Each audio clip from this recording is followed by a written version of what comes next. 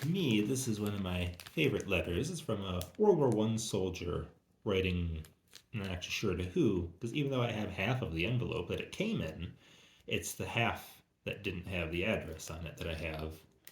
And unfortunately, I can't actually make out, I know you guys can't either, but dear somebody. But he's writing on Christmas Eve from Cairo, and he's talking about how he really wants to get home. He is very desperate to get home, but unfortunately, the military isn't giving him any answers as to when. Now, in the spirit of the military, I'm actually wearing this old late Korea, early Vietnam dress uniform that I've modified. So I took off the shoulder straps, I've removed all the brass buttons, put on modern buttons. Yeah, so just to go with that theme, I know this is Green 44, and he's wearing something more along the lines of khaki, because he is a World War I soldier. But it is what it is. This is all I have to work with. Just a costume for me. Anyway, December 24th, 1918. Dear, I have no idea.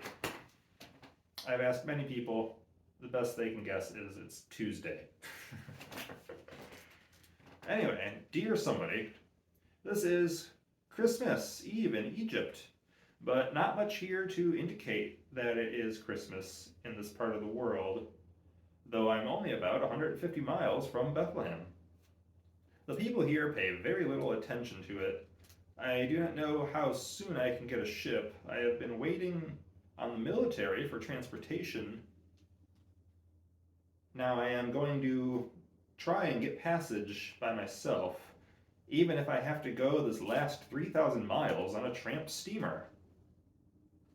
I will go to Suez tomorrow and stay there until I can get out, which I hope is soon. Naturally, I think of you very frequently and wonder what you are doing and how you are.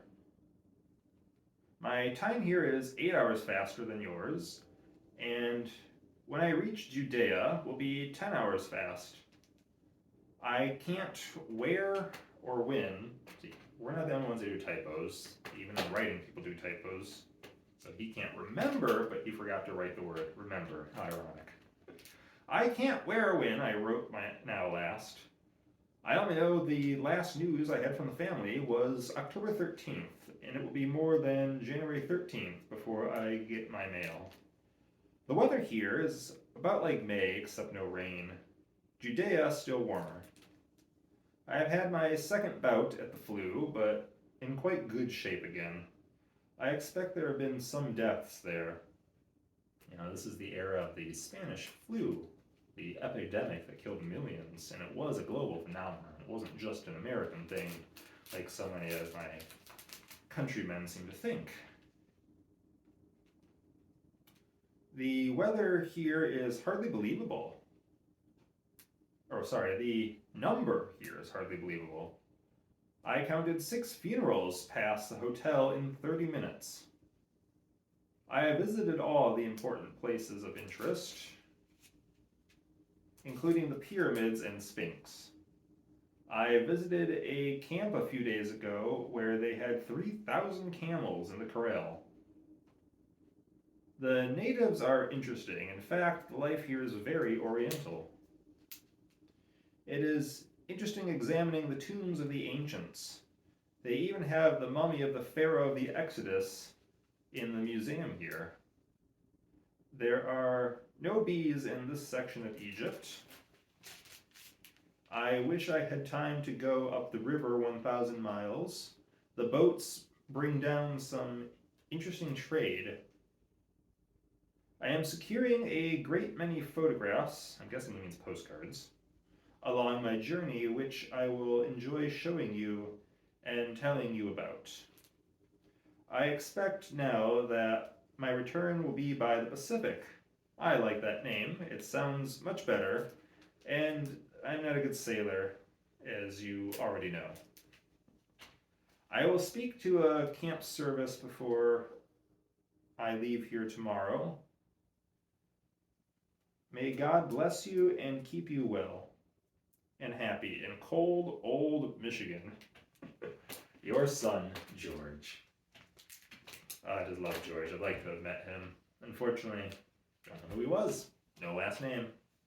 Now, this actually came out of a family's box of papers they were throwing away at an estate sale. So it's from the Critchett family.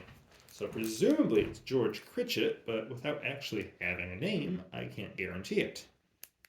All I know is this guy is George, and unfortunately there were no photographs or postcards of Egypt in the box of paper they were throwing away that they made me buy for $5 even though I pulled it out of the trash. I don't know. It was still worth it to buy this huge box of just random documents, antique letters, their antique Bible, all sorts of wonderful things they were just throwing away. The Bible is in horrible shape, but I put new boards and new spine on it, and now I actually use it for my Civil War reenactments because the Bible is from 1860.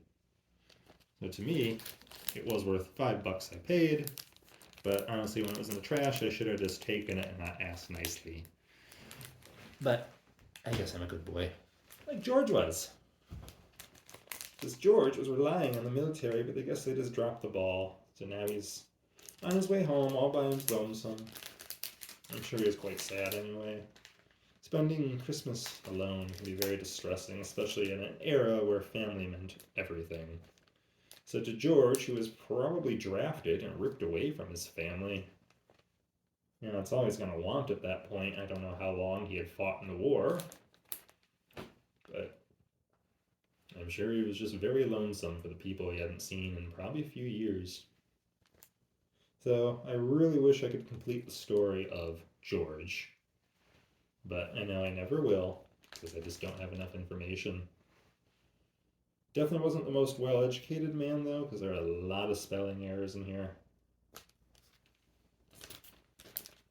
But at least he seemed like a good soul, even asking God to pronounce a blessing upon his family. And he must have been a little bit humorous to call it cold, old Michigan. It ain't that cold here, trust me. I would know. I live here. Anyway, until next time.